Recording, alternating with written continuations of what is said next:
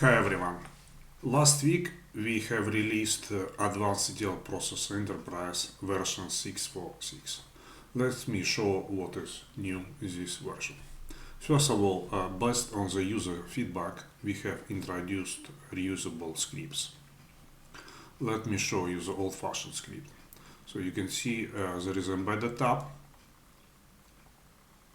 and the visibility of this tab is controlled by this property.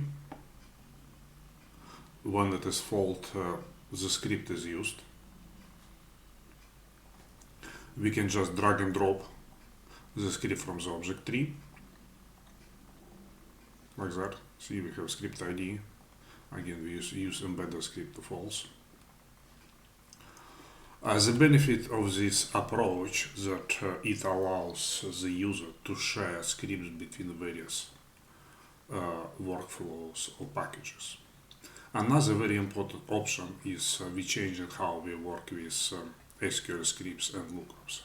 Basically, we use the similar approach which we have just implemented for scripts. The problem is if you have a script which is only used just once within single package, there is no need to add it to SQL scripts library, because it just makes everything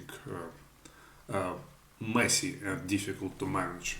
So we have another option called use embedded SQL, and when it is true, you can embed SQL like this, and when it is false, it is the script is taken from SQL script or lookup. Thank you for watching. I hope you find this useful. One thing I forgot to mention is how to update the repository. Basically, once you installed the latest version, you would need to run SQL scripts against the repository to enable reusable scripts. This can be easily done by going to